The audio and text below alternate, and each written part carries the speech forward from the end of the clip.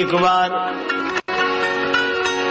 ब्रह्मा जी के दरबार में एक पशु ने जाकर शिकायत की, ब्रह्मा जी आप जब देखो तो मनुष्य को ही महत्व देते रहते हो, क्या विशेषता है इस मनुष्य में? और इस मनुष्य ने हम पशुओं के साथ जितने अत्याचार किए किसी ने नहीं किए, कैसे?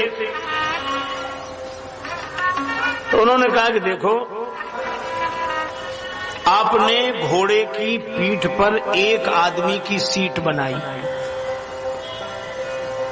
ब्रह्मा जी की बनाई हुई है कि एक आदमी घोड़े पर बैठे और जाए, और इस बेईमान आदमी ने तांगा बनाया कि नहीं? जब बताओ, 5-6 बजे उनसे कहा कि पुलिस चौकी को उधर चलो, उधर बिठाएंगे।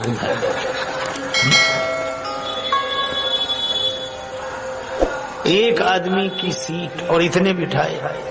दूसरा, भेड़ के शरीर पर जो बाल उगाए गए वो इसलिए ताकि ये सर्दी से बचे, सुरक्षित रहे, और आदमी ने भेड़ को मोड़ दिया, अपने स्वेटर मफलर कोट बनाए, बेचारी भेड़ सर्दी भर ठिठुरती रही।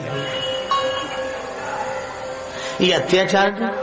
अच्छा, और देखो, बकरी बोली, बहन तेरे तो बाल ही मूड़े, ये आदमी मुझको ही मूड़ के खा गया।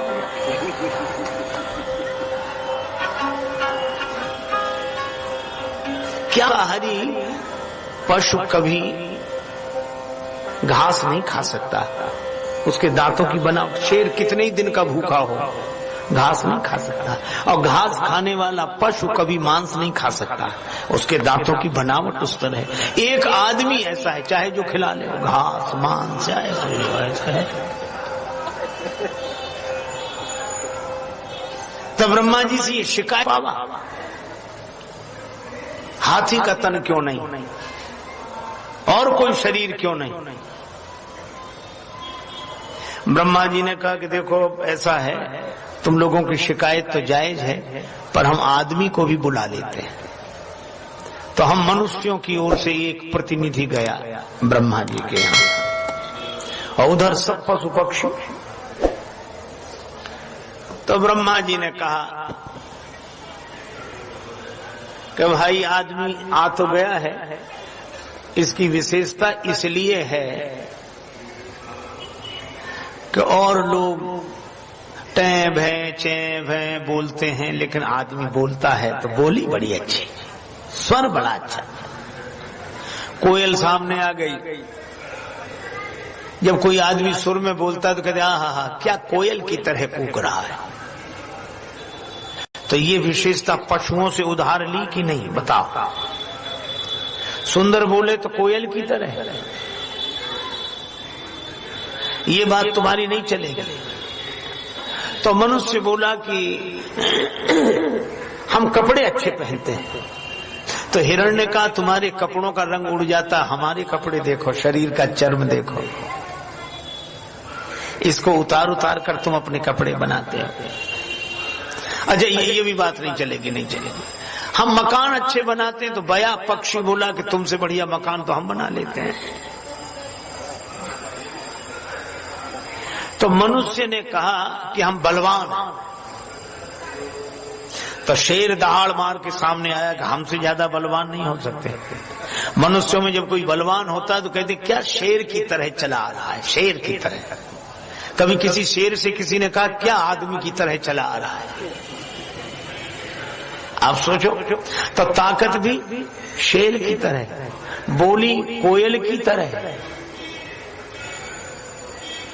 अच्छा, जितनी विशेषताएं सब पशुओं की, नाक तोते की तरह, आंख हिरण की तरह,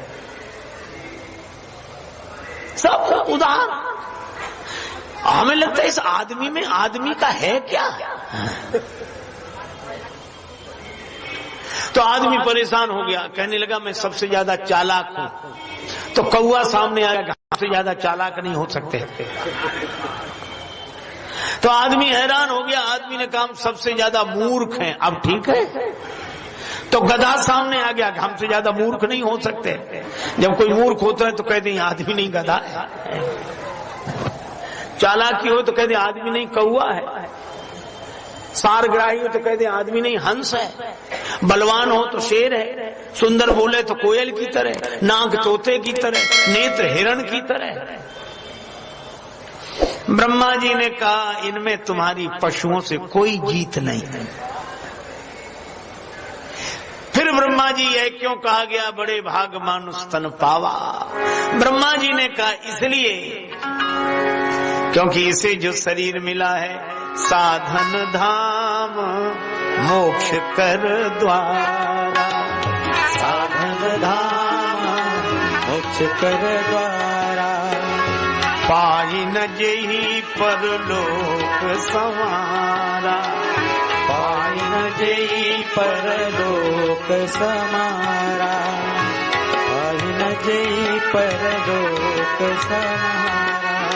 साधन धाम मोक्ष कर द्वारा, साधन धाम मोक्ष कर द्वारा, पाई न जेहि परलोक समारा, पाई न जेहि परलोक समारा, परलोक समारा, परलोक समारा। यह मनुष्य शरीर जो इसे मिला है यह इसके सचमुच सौभाग्य का सूचक है, क्योंकि ये साधन का धाम है। इस शरीर को पाकर साधना की जा सकती है, आराधना की जा सकती है, भजन किया जा सकता है और मोक्ष का दरवाजा है ये। अच्छा, मोक्ष कर द्वारा का अर्थ आप ऐसे सोचें, एक सूरदास नेत्रों से उसे बेचारे को दिखाई नहीं देता, एक घेरे के बीच में फंस गया, उसमें दरवाजा था सिर्फ एक, चारों तरफ बाउंड्री, सुअंधा घूमे कि दरवाजा मिल जाए, चक्कर लगावे तो दरवाजे से भी निकल जाए, मिले ही नहीं उसे दरवाजा। दया लगी, महात्मा ने कहा कि भाई दरवाजा तो इसमें है पर तुम्हें दिखता ही नहीं है, तो क्या हम निकल नहीं सकते? कोई उपाय नहीं है? उपाय एक ही उपाय है। क्या? तुम दीवाल पर हाथ लगाना शुरू करो और ऐसे देखते जाओ, ऐसे दीवाल पर हाथ लगा लगा के देखते जाओ। जैसे ही दरवाजा आएगा तुम्हारे हाथ ही बता देंगे कि दरवाजा आ गया, पार हो जाना। ये ठीक। अब महात्मा जी ने अंधे को दीवाल पकड़ा दिया, चलने लगे, महात्मा जी भी चले गए। पर शाम को लौट कर आए तो सूरदास उसी के भीतर निकल ही नहीं पाया। बोला अरे महाराज इसमें दरवाजा नहीं है। महात्मा बोले दरवाजा तो है, तो पता नहीं लग रहा हमें। अच्छा तुम हमारे सामने चलकर दिखा। उसके साथ यह होता कि दीवार पर तो हाथ लगा के चलता रहता चलता रहता चलता, जैसे ही दरवाजा आता उसे बड़े जोर की खुजली लगती, तो दोनों हाथ से अपने सिर खुजलाने लगता, चलता भी रहता, तब तक दरवाजा निकल जाता, फिर दीवार पे हाथ लगाएगा। महात्मा ने कहा कि जब तुम्हें खुजली लगती है वहीं दरवाजा है, या तो खुजलाना बंद कर दे या चलना बंद कर दे। चलना बंद हो नहीं सकता, खुजलाना बंद करके निकल